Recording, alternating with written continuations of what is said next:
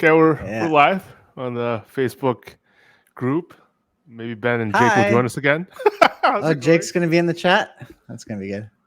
I was yeah, this week's matchup, like I watched your preview and I checked, I think we're at the point of season, like I told you, the Fantrax preview is kind of accurate. It has more data to sort of project. And was surprised to see that I'm like both matchups are neck and neck. Like the it might be 8-2, 9-1 or whatever, but when you look at the summary, it's like we're separated by a goal, an assist, one truck. It's like I was surprised. I was like, I thought it was the barrage. It's like, no, it's not maybe not that I crazy. I don't put as much faith into these projections as you do. And I Right. think that's because I was looking at them a lot when I was doing the recaps earlier in the season. But it's like, John was projected to destroy Mike. And Right. that didn't happen. Even though it says it's close and maybe it will be close, it could just as easily be just like what happened with Derek against Barry. It could be a very easy 6-4 victory for you if things go right. So, But they are like, again, as the days shrink, they are pretty good. Like, once after the first 2 days of data we're in where big swings could happen, Fantrack was on point of how it was going to finish, like 6-4 for Rock Stallions and a decisive win for Mike. And I could see why. Like, I think Derek has more games in hand, and certain players that some teams might have underrated have become point per game guys on the Rock Stallions, namely like Matt Duchene is well over a point per game now. yep. Toffoli, probably his value as a flame, his value has gone up, and other factors. So he is not offensively anemic. He had just enough offense to take out Barry. I think speaking again about the projections and how on or off they are, I think they're probably a lot better at predicting offense and not so good at protecting goaltending. But what really screwed John was like Fantrax was not going to project Austin Matthews to explode like that. Right. Yeah. Anyways, you covered everything really well. Like, it's just Fantrax projections are just like the Fantrax player ratings. Take it with a grain of salt. Like it's a good shortcut. Like I've always said for a lot of these things, even season stats and all the things. We just like we look at them, they're interesting, and then we'll see what happens in the week. But I didn't want to talk about a category we've talked about way too often. But I feel like I need to mention it because like it happened in one of our little chats with John, and I think it's comical that he can whine about his luck, the tone-in curse and stuff like that. But like the reason Jake talked to me, said that it sounded like I was more frustrated than I usually am, and it's because like we've been talking about categories for years now, right? Like I spent a lot of effort and we've made no changes for the longest time, and that's why I feel like, and we've been circling back the same arguments, right? And it's like, let's get down to it, and let me tell you why there's certain things I think are just not true, and should not be a reason for why you think a stat category is bad. And the reason why plus minus, like just because something, like the key mathematical point is that just because something is high variance does not mean you can't build on it. Wait, go ahead. Car, before you jump into it, because not everybody was in that chat. So let's just, it was not in the DDHL chat, right? It wasn't. Okay, so let's give the story. So do we want? It matters. It matters. Okay, go ahead. Because it shows how bankrupt John's argument is. I don't want to dig deep into that, but you can.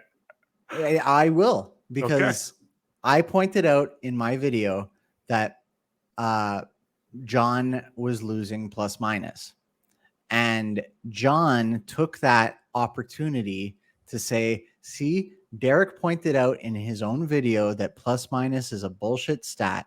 I was third, which he wasn't. He was fourth in plus minus for the season, and I'm losing plus minus in the playoffs. What John neglected to mention was that Mike was number one in plus minus for the season and is still number one for plus minus in the playoffs. So, just That is how this conversation started. John tried to twist the facts with fake news to say that plus minus was a bullshit stat. All right. I just want to skim over that because Okay. okay, I'll let you do. But it's just more from, I just wanted to be clear. I'm not stating my opinion. It's just like the mathematics behind it is just because plus minus happens, gets triggered way more often, gets triggered for every single player on your team. And since we have 12 plus 6, that's 18 players. So just think about it. If all of them have a bad game or they're on the same team and they're a blowout, like minus 18 after one day is not inconceivable. They all like lost by one. And the point is that even if the variance is wide, the range of outcomes is wide, it does not mean that you can't build to improve your team in plus minus, and it does not mean that it is completely random. So just because you're third or fourth or whatever, even first in plus minus, it does not guarantee a certain, like that's one of the things like I thought John overestimated. It's like it doesn't give you a floor as to how you should perform in plus minus. It's just your average, the mean of your performance in plus minus over the long run will be higher, but doesn't give you like a safety margin. Same reason why maybe he thinks that I didn't deserve to win the championship last year, because he doesn't think a team that's supposed to be good could suck so bad, right? Could have such a shitty week. But the point is, like, plus minus can go, like, one of my worst plus minus week was like negative, I don't know, something crazy, like 30 maybe. And I'm like the second best team in plus minus. So yeah, that's the point. And it's like, to me, it's like obvious that it could be built around, because like you look at all the best plus minus or minus, it's like whoever's on the best teams or whoever's on the worst teams.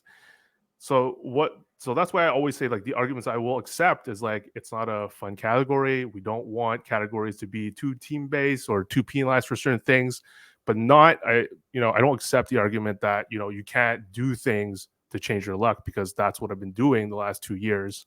And it's like, just because other teams don't do it, like Barry neglects truck completely, that's his choice, doesn't mean that things cannot be built and you can increase your odds by a certain percentage. That's all. I think it's a valid strategy to neglect truck to go for less hitting players who provide more offense. Yeah. I mean, that is definitely a type of player. Like, there are plenty of players who don't hit, don't block shots, don't take a lot of penalties, but put up more points because of it. Whereas it should definitely be a strategy to pick up less higher scoring players who are going to be higher in truck and provide a better plus minus overall because they're on a responsible second line or something like that. I don't think John gets to that level of thought with this. Oh God. I don't. Oh God. I want to see his evidence that people call it a bullshit stat. Okay. Now, but like speaking to, like, other stats, other players in general are going to be very variable. Like, there's high variance for every stat. Vasilevsky had a terrible week last week.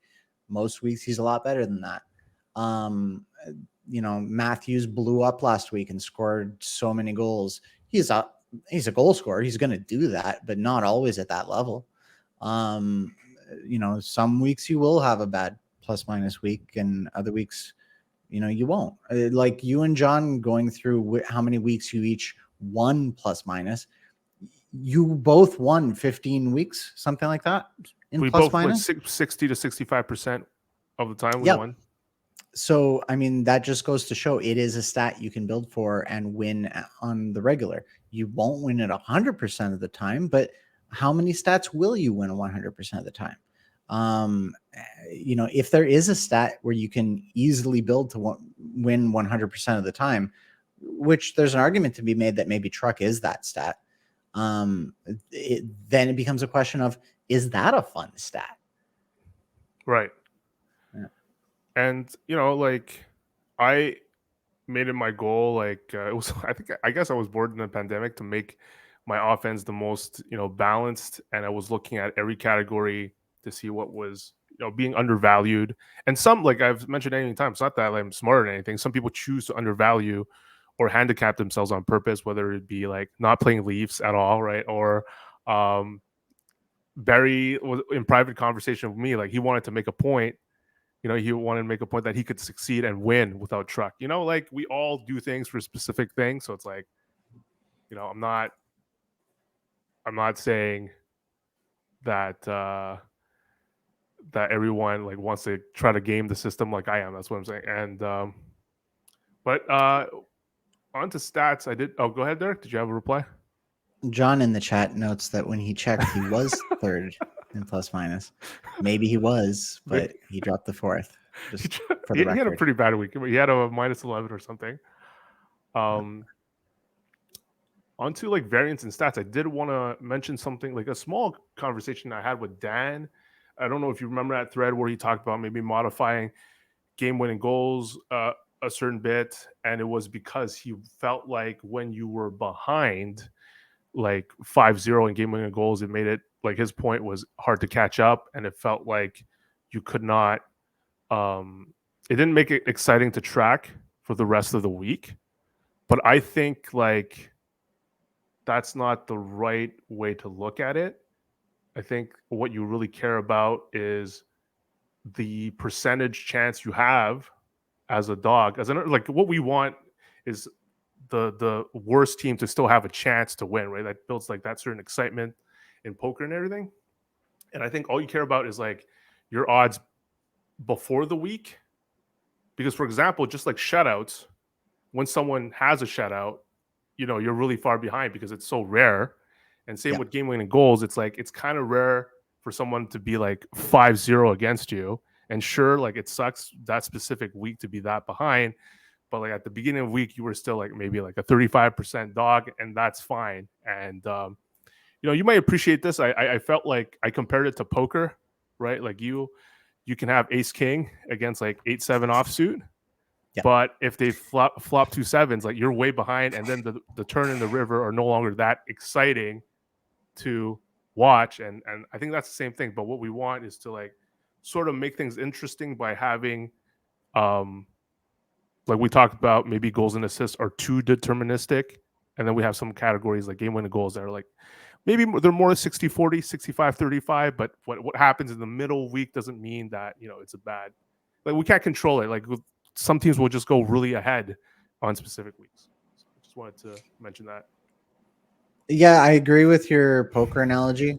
I think it's like, goaltending is, I feel like, the one stat that can flip the most wildly, especially with goals against average. Whereas, like if you have a 10 goal lead, that's a pretty hard thing to catch up with. If you have a 5 game winning goal lead, that's very hard to catch up with. Plus minus could swing a lot too, but I don't know how much it could swing in a single day. I feel like our league, especially because we keep it as a weekly lineup, not a daily. I don't view it as what's going to keep me interested midweek so much. I see it as what's going to keep me interested mid-season. And what stats can you flip your team around mid-season to try to win? Probably not goals or assists, game-winning goals.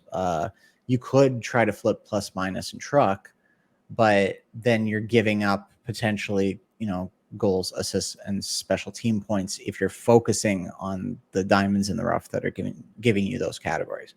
So, I don't know where we're going with this conversation, but it's an interesting thing to talk about. I think my point was, just because you feel like a stat sometimes it's not interesting to keep track until the very end of the week does not mean it's like bad. All we care about is like the percentages like before it happens. Right. Like you might be losing by 10 goals, right? But like if you knew somehow you knew that you were just a 40% dog before the end of the week, you'd take that. You're like, it's a fun category. I don't feel too behind. I don't think like I'm a 10% shot to win. And like we want to sort of keep that, like, in a sense, because like, you made me, I mentioned you in year 2 so much because you were so active being VP Biggins about a lot of changes, and you were so adamant about parity. And to me at the time, like not knowing what makes a good game and stuff like that, it's like I don't. And we looked at the previous years. I don't want a team to feel like they have to suck 3 years in a row to then become good. I feel that's like a long time, and most GMs would be like, F it, right? Fuck it. I'm gonna blow things up Gobby style. I don't really want to, like being 9th to 12th 3 years in a row doesn't seem fun, man. It's not enjoyable. I mean, there's a thought that maybe John would want other teams to suck for multiple years because he had to. I don't know. Yeah, I just don't feel like I don't feel like that, and but I do think basically I don't think plus minus is perfect. I recognize that if you're going the route of it doesn't evaluate the actual value of players, sure, but we're just like ultimately it's there because it adds a different fantasy dimension. And I could see like in different leagues. I mean, like John mentioned how like it's become a meme amongst fantasy experts, whatever, that it's a bad stat. But like ultimately, I think everyone in this league is just as good, actually definitely better than the fantasy hockey general public. And they might be operating under a different league where, the plus minus of two players, whether it's rotisserie or a pure point system, might cause the value of two players to be very different. Whereas in our league, it's a weekly league. You're increasing your odds just a smidge by having a better plus minus player. It's not as insane. So I can understand why some experts playing for a lot of money might care about plus minus, but in the context of our league, it's not as bad. And again, it does offer a different angle. When I'm looking at free agency, it's like someone that gives a lot of truck and a lot of plus minus. It's a decision to be made versus maybe a guy that gives a lot more truck but is on a shittier team. There's a decision to be made. So ultimately, that's where I think that's a super important point of how different types of league would look at stats. Like you're totally right. Like a rotisserie league where plus minus is going to be added up and averaged out for the whole season rather than week by week. It's a different calculation. And in a rotisserie league or a big money league, like if we were putting in $200 each for a pot, just for example, because guys our age, $200 isn't a crazy amount to gamble on something like a fantasy league. Like fuck game winning goals if we're betting that kind of money, because you wouldn't want a crazy variable stat. You would want stats that you can actually show skill with. But we've been doing this for laughs for almost 20 years. So this is not about who can show off the most skill. This is about having a fun time with your friends for the season. And like John said, he wants stats that show that you really have the best players. I don't want that. I want stats that we're going to have fun with. Right. But I think we are close. Like the current set, the reason it hasn't changed that much is because we're sort of close, right? Like goals, assists, and special team points and game-winning goals matter enough that that's why like the best teams with the best players currently are doing the best. But there's maybe just enough of those fun categories to push it forward. Now, like the last thing I want to talk and I'll get back to work myself. It's like yeah, me too. I do think we talked about like you and Barry brought up like plus minus might be it's not, again, like I'm not saying they're perfect. It's like maybe it has some defensive element to it, but the fact of the matter is, for me, I think the team that they're on trumps. Like it might be a factor, but it gets trumped by how good the team is. How good the player is too. Right. Like I was looking up, I was reading a thing about, I think it was about Detroit's defensemen. I'm not sure if it's them, but they've been on a terrible losing streak. Not streak necessarily, but they haven't been great in the past couple of weeks, and it's kind of called into question if they need to extend their rebuild. But certain defensemen have had respectable plus minus numbers despite the rest of the team being terrible. So like it really does show a level of skill for the player. Well, I view it differently too, though. I view the reverse. Like I've seen some advanced metrics that view, like coincidentally, your guy, Bjork Strand, as not a bad defensive player, but yet he has one of the worst plus minus in the entire league. Why? Because he plays on the Blue Jackets. So in that scenario, the team factor is a huge factor. And like it might not, and it's like you're bringing up Detroit, so it's like a case by case basis. But in all scenarios, the team, I think as a whole, I would say team factor is the biggest factor. And I would say that also because I think Barry watches a lot of the stuff. Like when we were debating game-winning goals, he mentions clutch and stuff like that. But again, in that example, because it's game-winning goals, you have to be on a winning team. And if you actually look at the stats of all the players, teams on like Jeff Skinner might be a 30 goal scorer, but he only has like 2 or 3 game-winning goals. Same with Clayton Keller from the Coyotes. Maybe they're actually clutch, but that doesn't manifest itself. It doesn't show itself because they're on bad teams that don't win. And, and that was my response to, Barry's breakdown of, their clutch. Some players get used more in 3-on-3, so they're valued differently. But again, my counter to that, not just the team thing, is that those qualities, you'd still want. They're the same qualities you would want from like the same elite players that you have. Like all my elite players, they play the most on 3-on-3. It doesn't change the way I draft the mid tier, low tier, right? So, but again, what you brought up, it might be one of the perfect stats because it has a lot of randomness. You'll have a week where everyone's like tied somehow magically in game-winning goals, and like maybe we need that. But I felt the need to emphasize that maybe the players on bad teams are punished a little too much, is my thinking. Like that's how I built my team. The reason I built my team this way is because I recognize that there's some synergy in plus minus and game winning goals. Like you having people on bad teams, you just can't, you're getting double whammied by both of those categories, in my opinion. And it's true. Yeah. So I mean, of course, anybody would want the better player on the better team. Like that's always better. But for the teams that are not as good at getting those players, it becomes a question of what can you cobble together from the rest of the guys. So, I want to just point out from that Detroit comment, I looked it up. Moritz Seider is -7 for the season, and Philip Hronik, or however you say his name, it was -26. So like a 20-point difference in the plus minus, but they're on the same team. So like, bad team doesn't explain it all.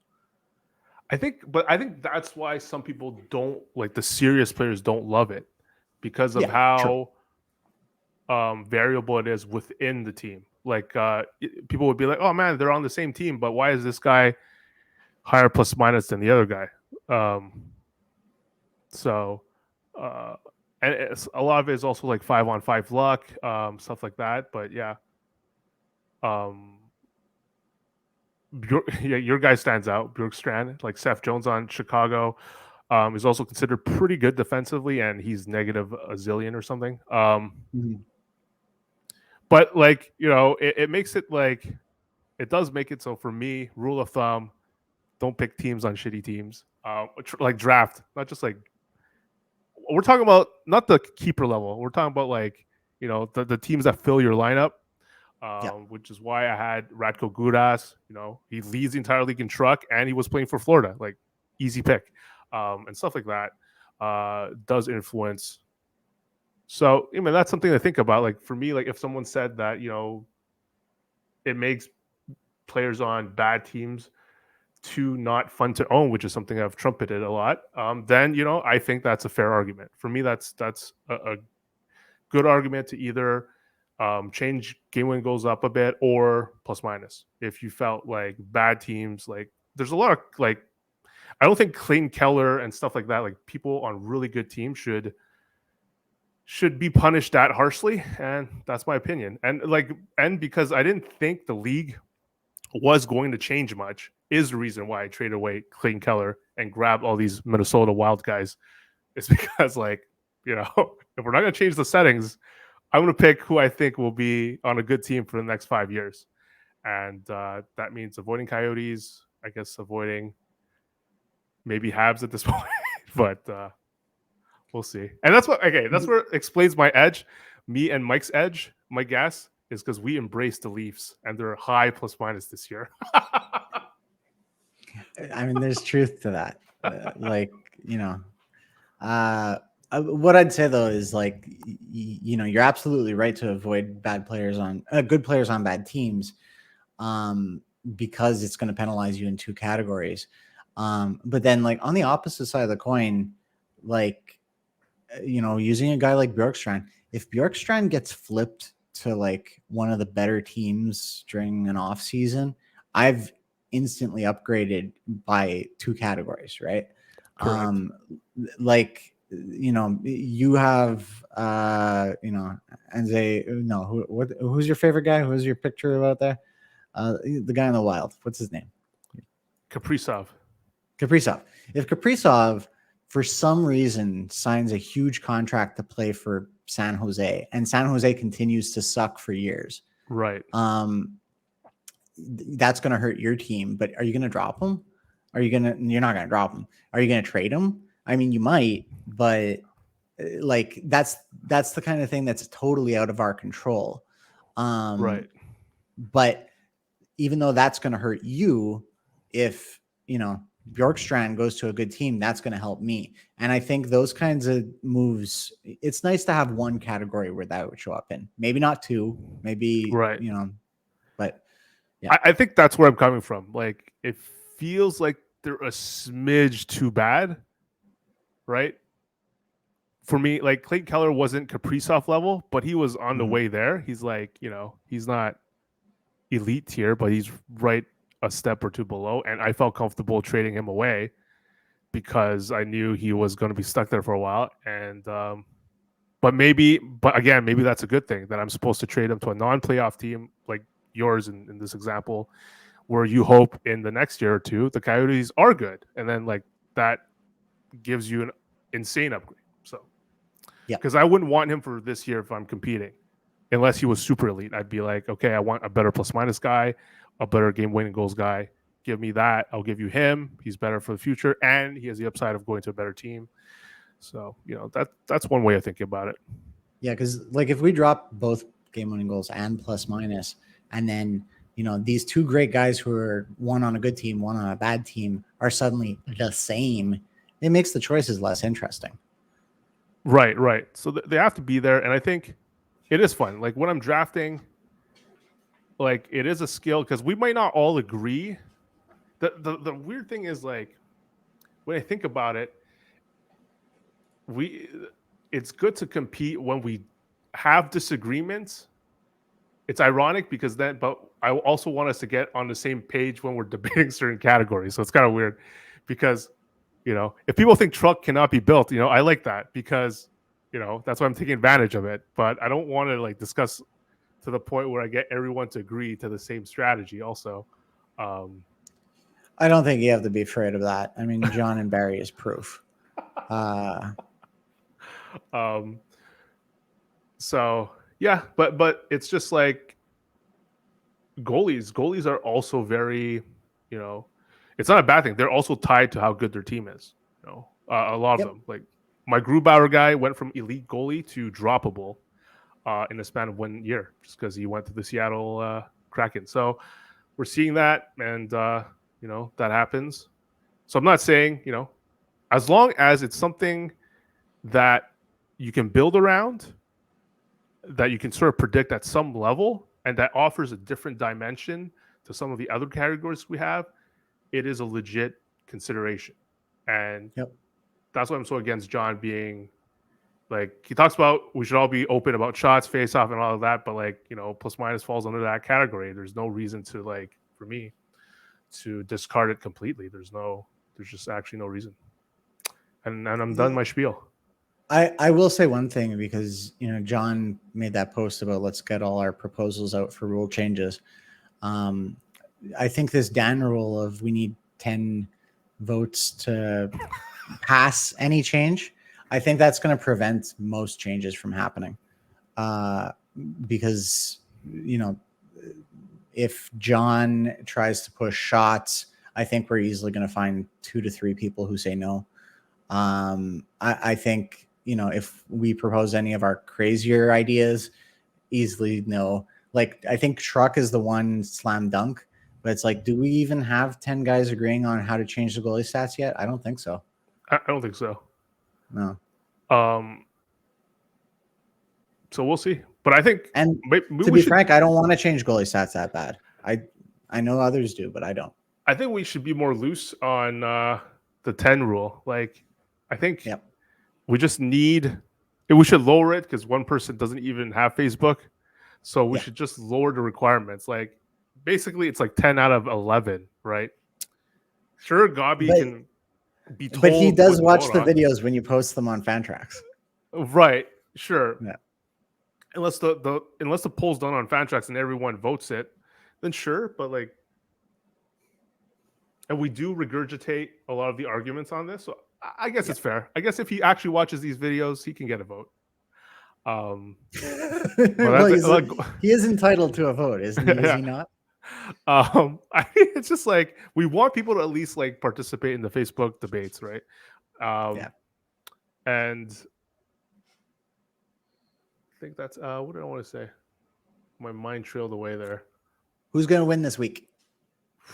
Hopefully me, but it looks like definitely Jake, because you showed me like the goalie matches that Gas has is not favorable to him. He doesn't have enough games to even get lucky in, and Elvis faces Quick potentially in one of the days, so it's set up pretty poorly for Mike to surprise. Like, you know, ideally you want him to grab a few goalie categories. So, but yeah, I agree. I think that Jake's goaltending is just set up beautifully for this week, and Gas isn't. So yeah. And me against Derek, it's going to be like I feel it's going to be a repeat of our matchup in the middle of the season a few weeks ago, where I won 6-4. I won all the offensive categories. He won all the goalie categories, and you know, I'm not always going to win 6-4. He's going to sneak in 1 or 2 offensive categories here and there and take the week away. So that's why it's going to be close. Mm-hmm. All right, and with that. The last point about the goalie categories was more like if we do break away truck, we have even more skater categories. So that might actually change my opinion on where we stand in terms of do we really need to change goalies. Like the one thing I don't like about goalies, actually might take a while longer, is the fact that the categories are too similar. You know, we've talked about this. Like if you usually win all 3, right? Yeah. And they're not different enough, but like you can't really make them different. So it's like a little awkward. Like I don't like, you know, if you're down in goalies, like early week, you have a bad start, you're starting 0-3, right? And you can't really catch up you can catch up in wins, but it feels like in GAA, it might be a lost cause. Like if I have a 10 GAA or whatever, and you're minus 20 or minus 10 in adjusted saves, it's such a huge hole. That's the only thing that makes it weird for me. Like, or one team gets a shutout, they're already up 4-0. It's like, you know. Yeah, but I don't know. You getting like most weeks, most guys don't get a 10 goals against average. Right. That's a fluke, and just as much as a shutout is a fluke. Most matches end up around that 2 to 3 goals against average range, and then it becomes a question of now who has the most goalies going that week, because so many teams are playing like a solid starter and a scrub, or in my case 2 scrubs. I just want to shout out Jake in the chat, who it looks like his parents left the tablet somewhere he could reach because he's commenting. He says it looks like he's been planning his matchups. Oh, that's nice, Jake. Let's see what happened. I bet John thought he planned his too. I know Jake planned, just like I have looked at. We've done the same research. We know the Maple Leafs have 4 games this week, or Yeah. I know like Islanders have a lot of games because of the stadium. Like they couldn't play in their new arena for a while, so the Islanders have a lot of games. So yeah, well aware, but for me, yeah. So good luck. Oh, low hanging fruit. All right, we got to get out of here before Jake burns me worse. All right. Thanks, guys, for watching. Talk to you guys next time. All right, take care.